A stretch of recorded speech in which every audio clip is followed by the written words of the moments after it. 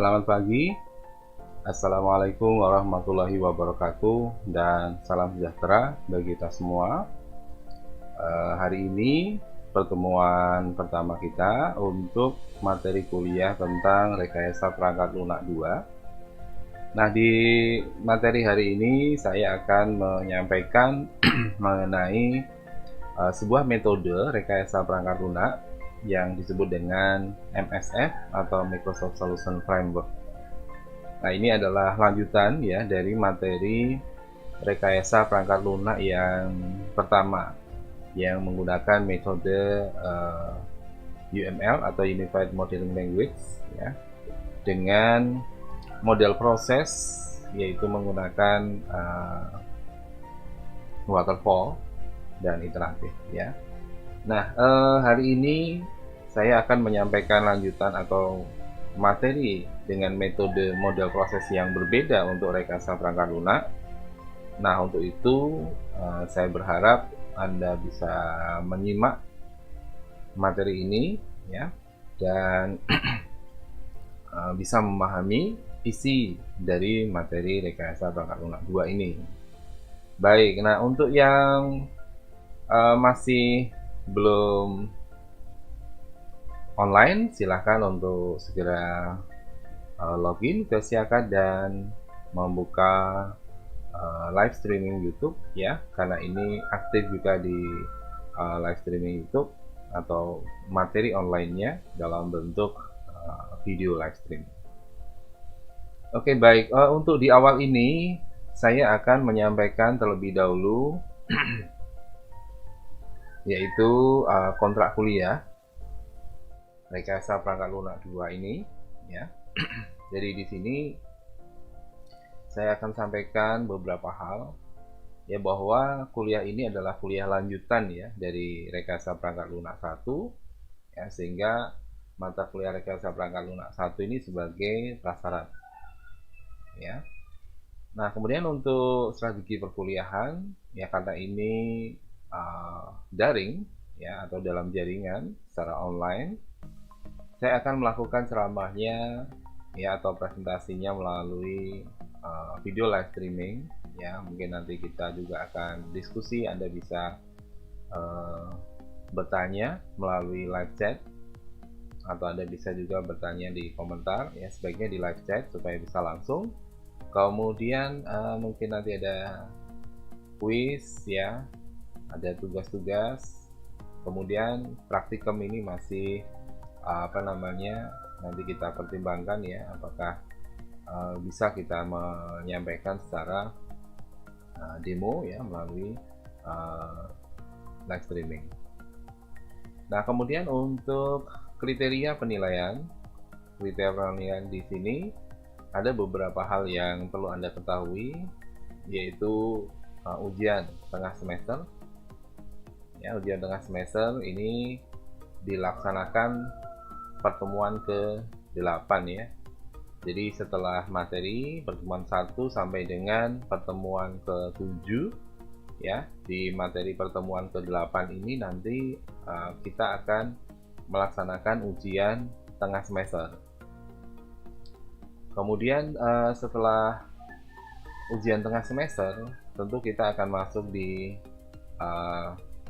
materi semesteran ya, yaitu di pertemuan ke-9 sampai dengan ke-17 sampai ke 17 ya.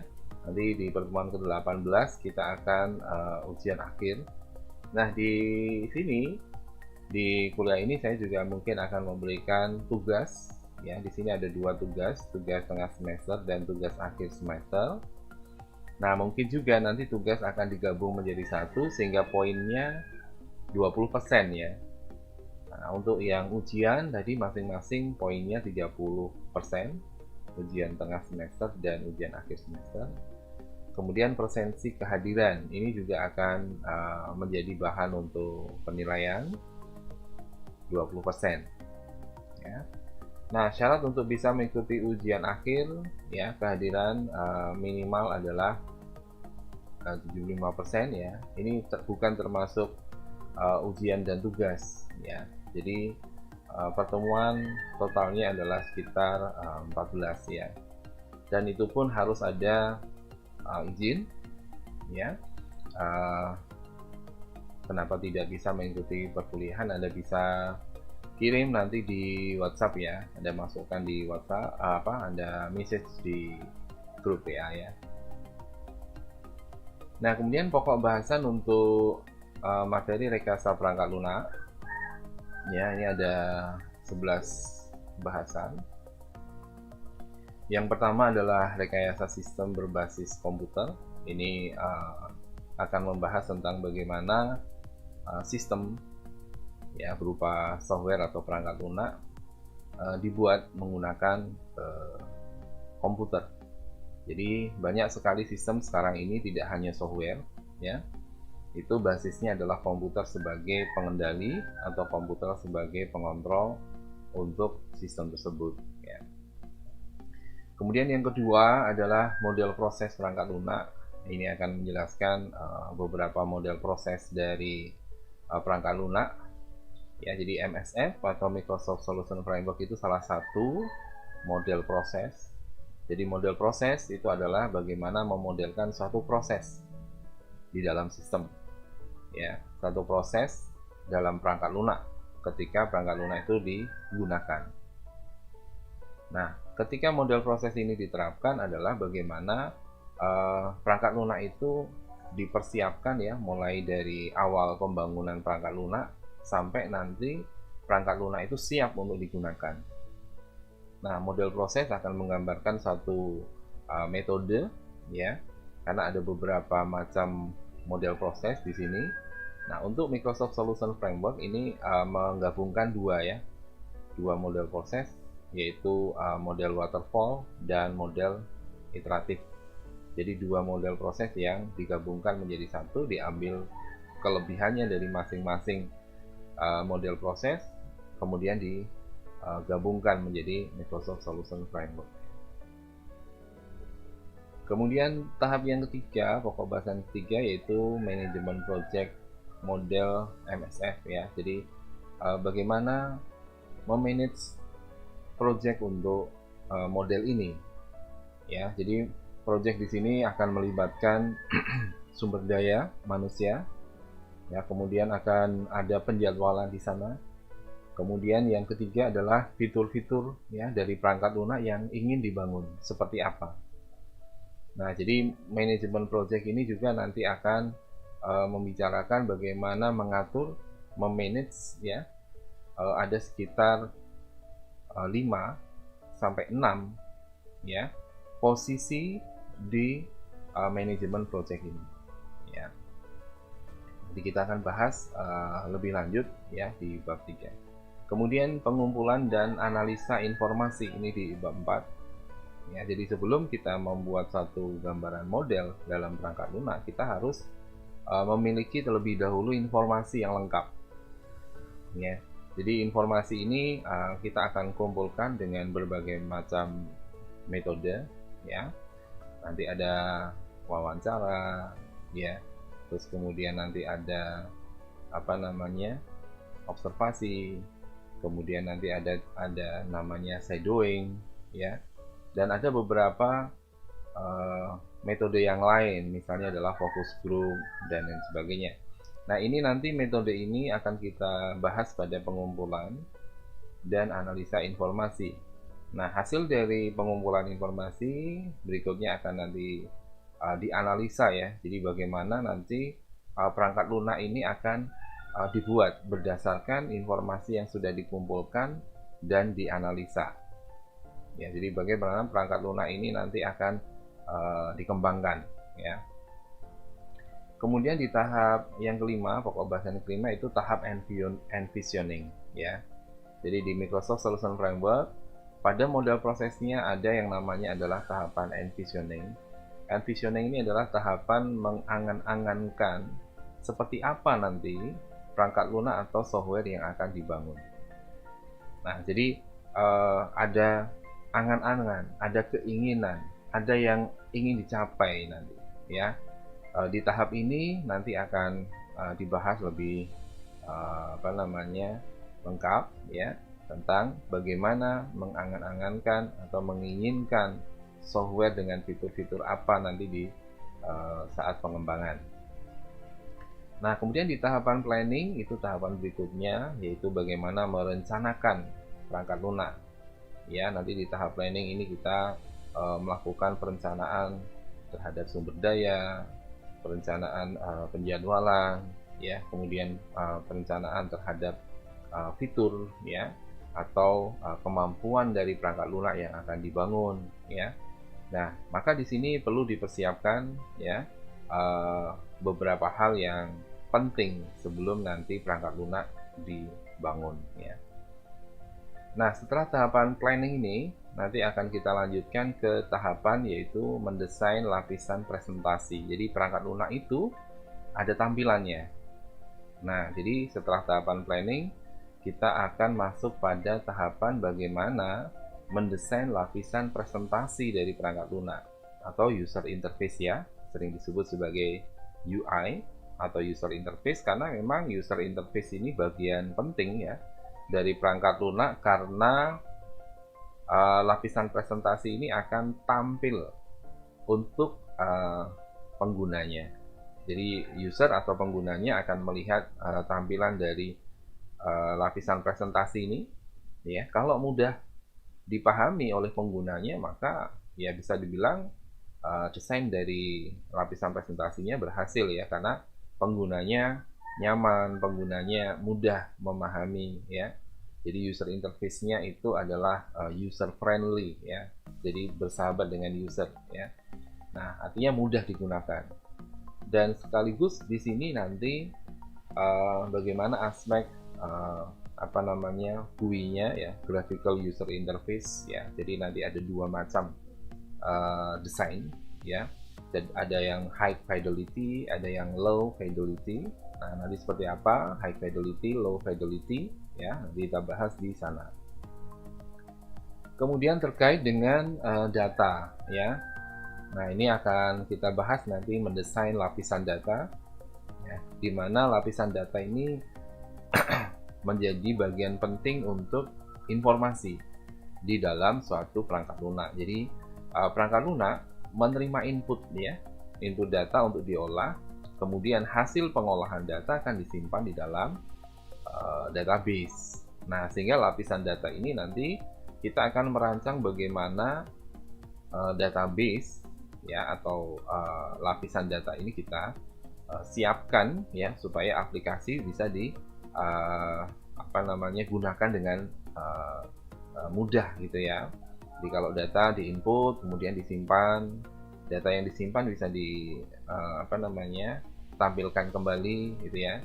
Nah, kemudian untuk mendesainnya kita menggunakan normalisasi, ya, supaya tidak ada redundansi data, data yang ganda, ya, data yang ada di dua tabel yang berbeda, sehingga di sini terlalu banyak informasi yang disimpan dan informasinya sama, ya, itu tidak efisien, ya, maka perlu namanya normalisasi. Jadi nanti kita akan bahas juga nanti di lapisan data, ya.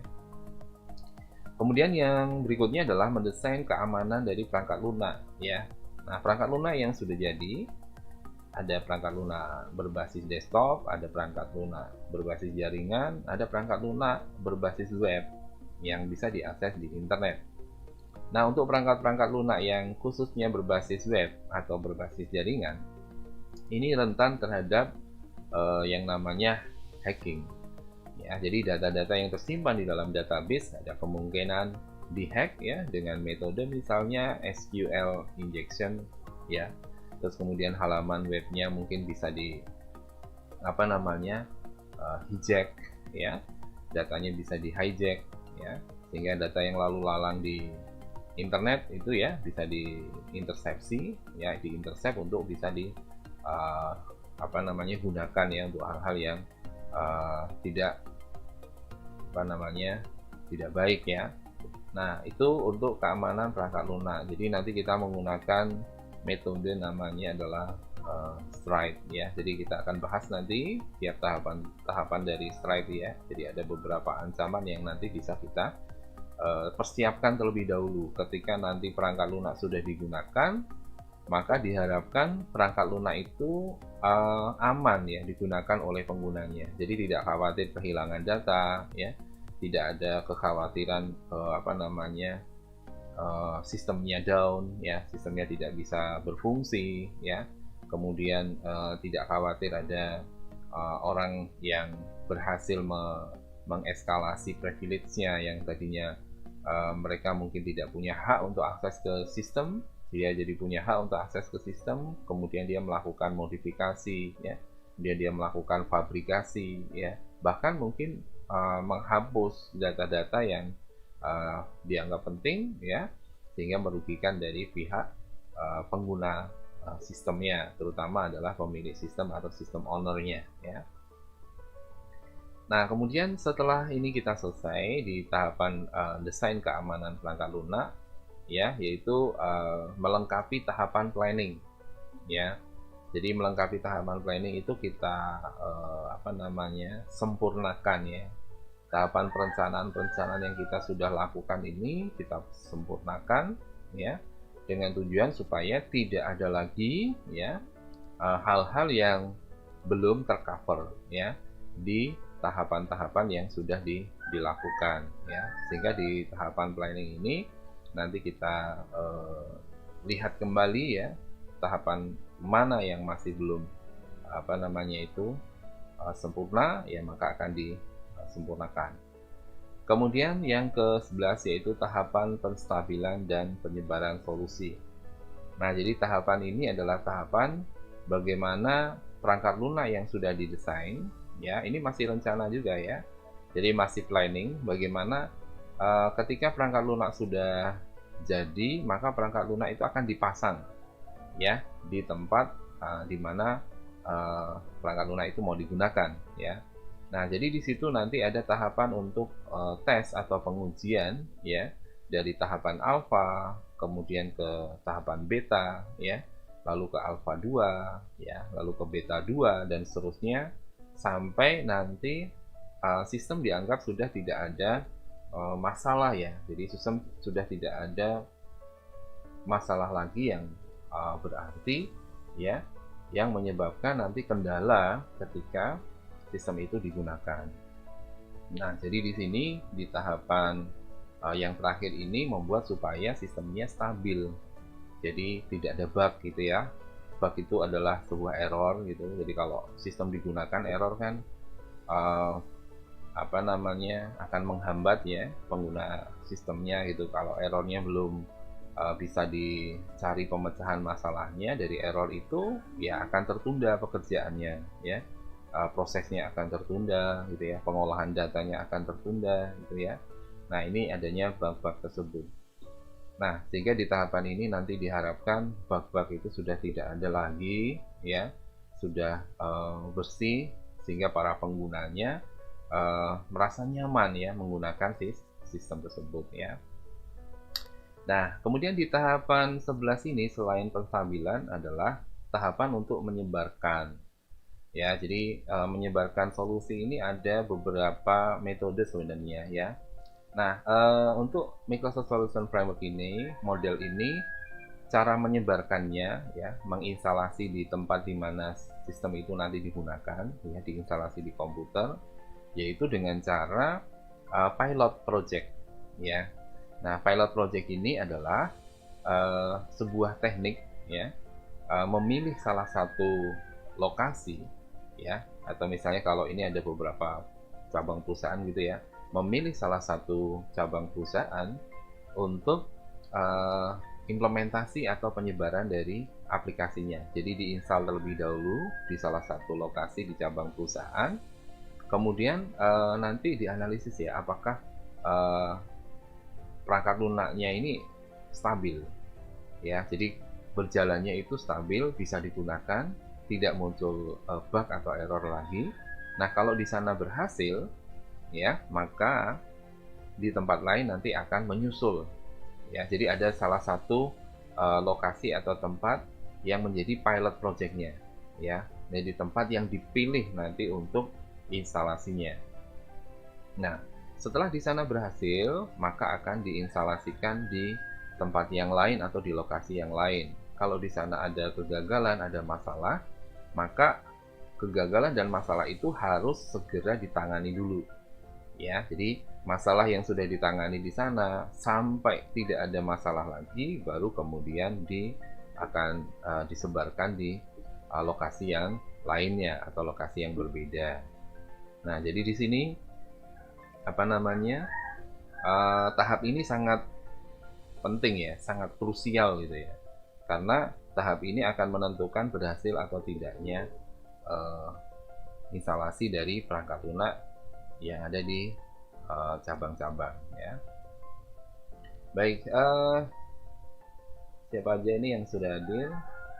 Mbak Tisa, kemudian Safarel, Mbak Angelina, Retno, Mbak Meggy, Mbak Dewi, Mbak Sena, Mbak Kiki, Mbak Adi, dan Mbak Inri ya. Selamat datang.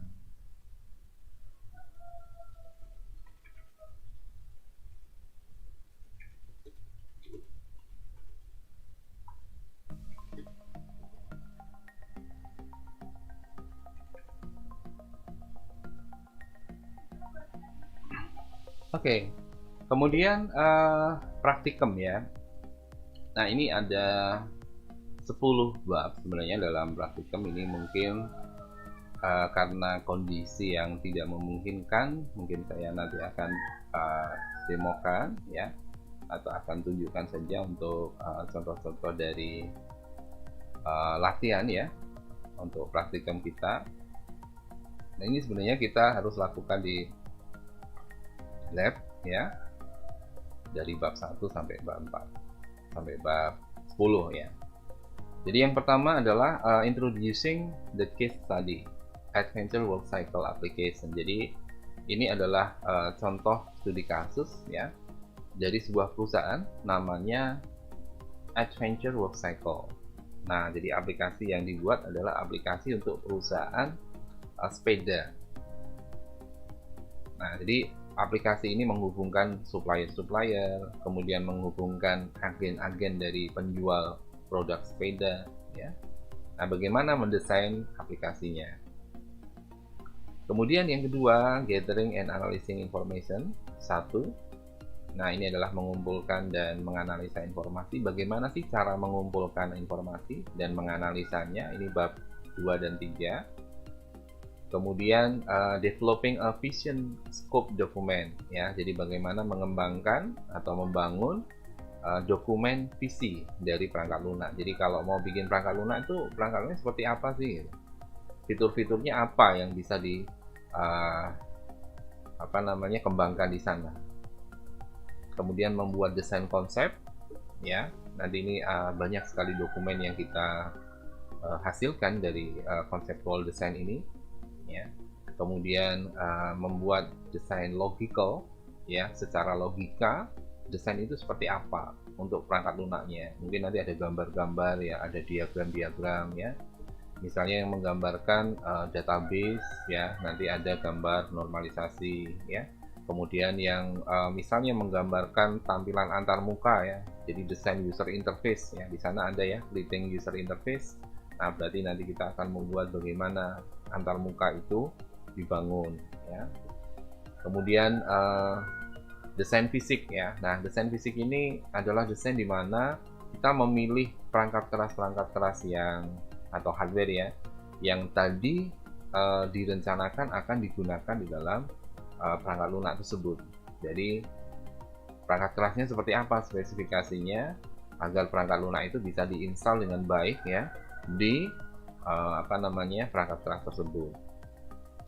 Nah, kemudian berikutnya kita buat data skema. Nah, ini untuk yang database ya. Jadi bagaimana kita membuat skema data untuk database ya. Ada relational dari table-table ya. Kemudian bagaimana kita menentukan atribut-atributnya ya dari table-tablenya. Nah, ini ada di sini ya. Kemudian yang terakhir adalah threat modeling and mitigation. Nah, ini terkait dengan keamanan dari perangkat lunaknya. Ya, jadi memodelkan ancaman seperti apa sih yang mungkin ketika perangkat lunak itu dibangun kemudian digunakan. Nah, itu mesti ada ancaman-ancaman ya, apalagi perangkat lunak itu berbasis web. Nah, kemudian bagaimana mitigasinya? Mitigasi itu apa namanya itu? Bagaimana mengurangi dampak ya. Mungkin ada dampak yang besar, ada dampak mediumnya, ada dampak yang kecilnya ya. Nah, ini nanti bagaimana cara kita memitigasi, mengurangi dampak itu supaya perangkat lunak itu ya tetap aman digunakan, datanya aman ya. Kemudian penggunanya juga merasa bahwa sistemnya itu tidak mudah ya untuk diserang ya dengan beberapa ancaman dari keamanan komputer. Baik, kemudian buku-buku yang saya gunakan ya, daftar pustakanya, Rekayasa Perangkat Lunak edisi 6, jilid 1, Ian Somerville. Ya, ini edisi terjemahan ya, penerbitnya dari Erlangga. Ya. Kemudian yang kedua, ini buku dari Microsoft ya, MCSD Self-Paced Training Kit. Judulnya adalah Analyzing Requirement and Defining Microsoft.NET Solution Architecture. Nah, ini penerbitnya adalah penerbit Microsoft ya, atau Microsoft Press. Kemudian yang ketiga, ini sebagai tambahan ya untuk memahami desain logicalnya, yaitu UML atau Unified Modeling Language, yaitu buku dari Wendy Box, Michael Box ya, UML with Rational Rules 2002. Ini dari Cybex ya. Kemudian modul RPL 2 yang sudah saya siapkan ya, nanti Anda bisa dapatkan e-booknya ya, PDF-nya untuk modul RPL 2, dan ini masih dalam proses ISBN ya. Nah, itu kontrak kuliah kita ya untuk hari ini ya, merupakan gambaran dari bagaimana nanti perkuliahan kita akan berjalan ya, pokok bahasan apa saja yang akan kita bahas. Ya, mungkin ada pertanyaan, silahkan. Jika ada yang akan ditanyakan, Anda sampaikan, bisa ditulis di live chat ya.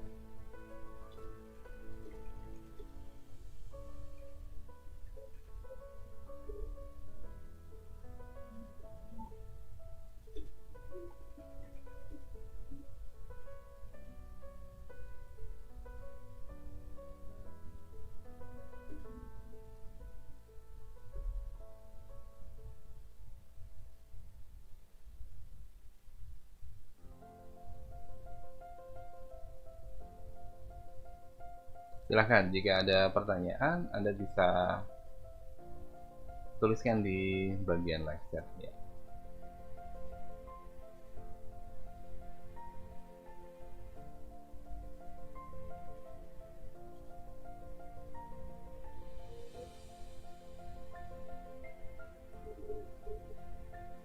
Oke, belum ada pertanyaan ya, Mbak Desa.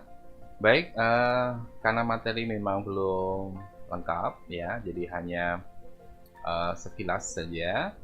Ya, mungkin nanti kita akan perdalam di setiap bab atau pokok bahasan dari materi Rekayasa Perangkat Lunak 2 ini ya. Baik, terima kasih. Semoga bermanfaat materi hari ini. Kalau Anda merasa materi ini bermanfaat, silahkan di like ya videonya. Dan jangan lupa yang belum subscribe, silahkan untuk subscribe ya, supaya Anda bisa mendapatkan notifikasi ya. Klik juga loncengnya. Nanti ketika ada kuliah ini, Anda bisa mendapatkan notifikasi untuk materi Rekayasa Perangkat Lunak 2 ya. Baik, terima kasih atas perhatiannya. Selamat pagi. Wassalamualaikum warahmatullahi wabarakatuh, dan salam sejahtera bagi kita semuanya. Ketemu lagi minggu depan dalam waktu dan materi yang berbeda.